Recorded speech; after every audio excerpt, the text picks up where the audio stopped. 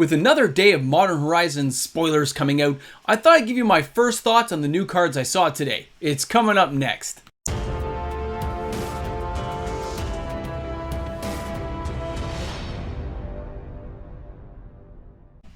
Hey guys, welcome back. MTG Moxman here. How's your day going, guys? Are we feeling good about Modern Horizons 2 spoilers? Are we feeling the flow with these cards today? I thought today I'd give you guys some impressions of how I felt these cards were and what I felt when I saw them. My first impressions, you know, like the opinion piece on what we thought. Of course, everyone's going to feel differently about these cards, but I'm just giving you what I thought when I saw them. Now, if you're new to the channel, guys, smash the subscribe button, join in the fun, help me get to 5,000 subscribers so I can get to my cake.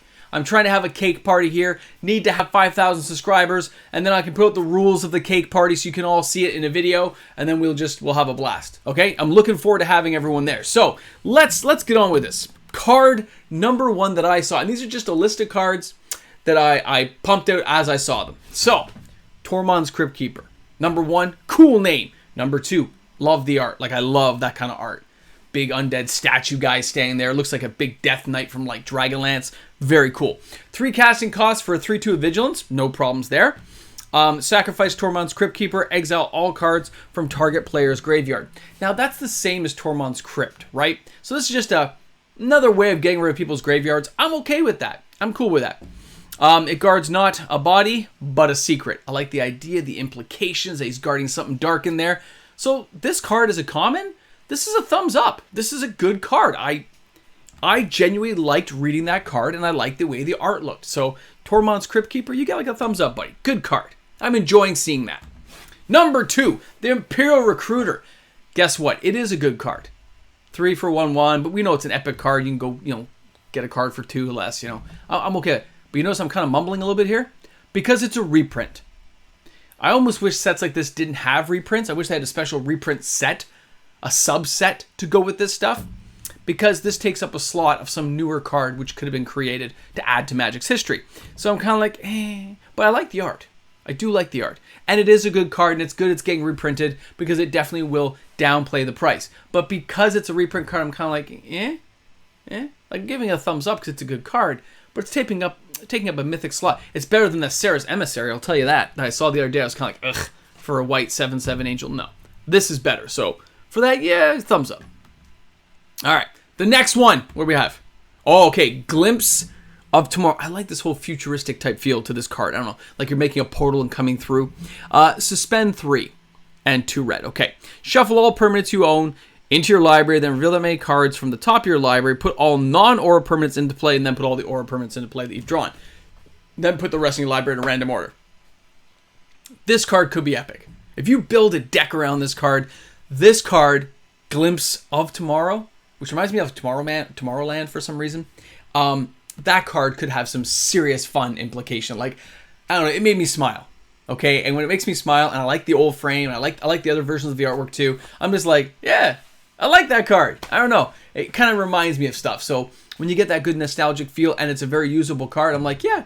Can you imagine if you like draw Ugins and stuff, or draw some other cool, I don't know, Emrakul comes out. It has potential to be a super fun card. So I like that card. Okay, that one, that's a happy 2 thumbs up. That's a happy 2 thumbs. All right, Grist, the Hunger Tide. Okay, number one, name's awesome. And I chose this artwork, by the way, out of the pictures that were available, because I like this one the best. It kind of reminds me of a mutated sliver a little bit, and I like that. Okay, like the big claws and stuff. Very, very cool. Legendary Planeswalker Grist. I can't wait to get some lore on this guy, just so you guys know. I'm kind of curious. Now, as long as Grist the Hunger Tide is not on the battlefield, it's a 1/1 insect. Oh, that's very interesting. That's very interesting, right? Because now you can use that as a commander. We can bust him out into the command zone. We can let him die and bring him back, and then you get it. Like, he's a good card. Now, I admit, plussing 1, creating a little creature, fine. Sacrifice a creature and then destroy target creature or planeswalker, very cool for -2. And then -5 is kind of a meh ability for me at that point. But it's a very good card. It's very usable. It has some fun factor to it. So again, Grist, the Hunger Tide, I like you. I like your art. I like the feel of the card. You get 2 thumbs up. I do. It's a good card. I enjoyed looking at him. All right. This card will not be named because I cannot pronounce that name. I tried numerous times to break it down. No. So this card is now will not be named Human Wizard. Okay? Now, as long as you've discarded a card this turn, you may pay 1 black or 1 red to cast the spell. Very cool. When this card, who shall not be named, enters the battlefield, you may search your library for a card named Underworld Cookbook, which I can pronounce. Although people on this channel seem to think it's funny that I can't pronounce a lot of the words the way you guys pronounce them. I don't know. Put it in your hand, then shuffle. Sacrifice 2 foods. Target creature deals 6 damage to itself. Eee. That's kind of fun. That's a vicious cookbook, isn't it? So I like this card. Okay? I really do. It just has that quirky feel to it that you can't help but smile and go, I can see people using this card. I can see this card coming up to play. By the way, guys, any of these cards I show you today, I hope you take the time to tell me what you think of these cards and what you think when you went through them. Because how else can we communicate to each other if we don't talk about this stuff in the comment section or on the live stream on Sunday? I'll see you guys there as well. It's a cool card, okay? I like it. Now, I'm going to do, of course, the cookbook next because it came together, and I love the old school border. The Underworld Cookbook just has that Necronomicon feel to it. Wouldn't that be cool? All right, the Underworld Cookbook for 1. Discard a card, create a food token. Totally makes sense. Shuffle the Underworld Cookbook, return target creature card from your graveyard to your hand. Imagine the things you could bring back with that cookbook. This card has usability. It has a fun factor. I like that. I wish it made nut tokens instead, but that's okay. The squirrels will get their due at some point. So the Underworld Cookbook, I like the art. I like the feel of the 2 cards together. I'm going to give this one a 1 thumbs up, not a 2. This card, though, that gets a 2. But the cookbook, they could have done a little more with it. I'm just saying. Nice card, though. Quite fun to look at. Now, Thorn, Glint, Bridge. They did a series of lands today. I love the art, by the way. The thing I like about them is they're indestructible, and they still tap for colored mana. Yeah, they come into play tapped, but they are common. You'll be able to make lands that cannot be blown up. I like that. So imagine when you have cards that make your lands into creatures, but now they're indestructible and can't be wiped out. You see the fun factor there? I know they're not going to be worth anything. I know they're not valuable. But when I saw them and read them, I liked seeing the indestructible there and you tap for the color. I like that. So I'm not giving a thumbs up or a thumbs down. I'm just saying I like this card because it's indestructible. Nobody's strip mining them. Nobody's blowing them up. No Armageddon. Like, I like that. It's cool. All right, so the next card, guys. I know how I feel about reprints in general, but this one I'm glad they reprinted in the old frame because it just looks so good. I saw it and went, yeah, I'm putting that in the video because here is the first sliver.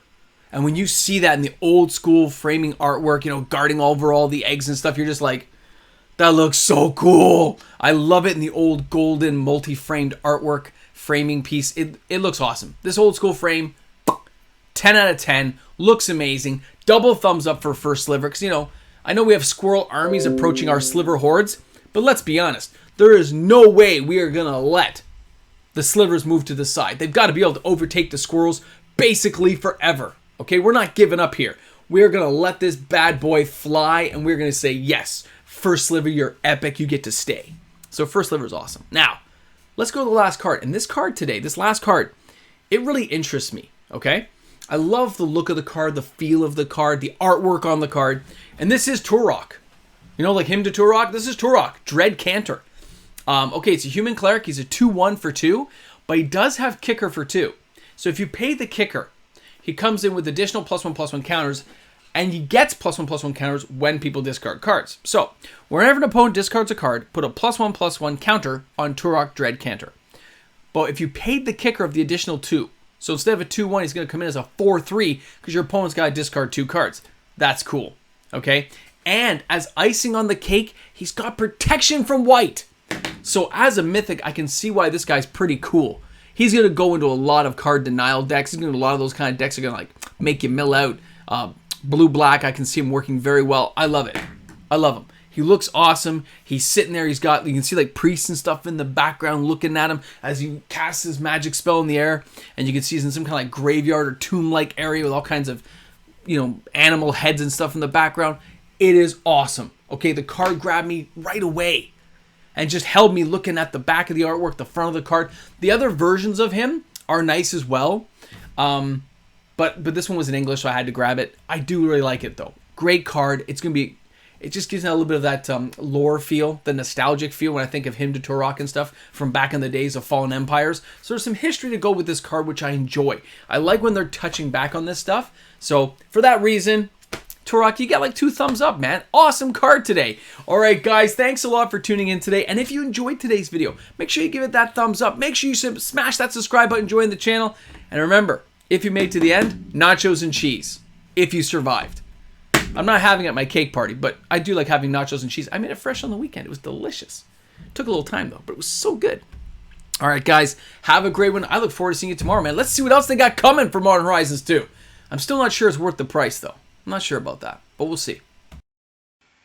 Hey guys, big shout out to all my patrons out there, because patrons are amazing. Right, Greg G? Right, John G? That's right. You guys, Mark, you know it's true. Rob, you know what's up. Chris, Bobby Z, Bash is in there too. Miss you guys, man. Patrons are amazing. It's really hot, man. It is a hot day. And when it's a hot day, upstairs with hot lights, it just gets hotter. Whew, it wasn't so bad in the winter. The lights kind of kept you warm, but now, these things make you sweat. All right, guys, stay cool out there because it is hot.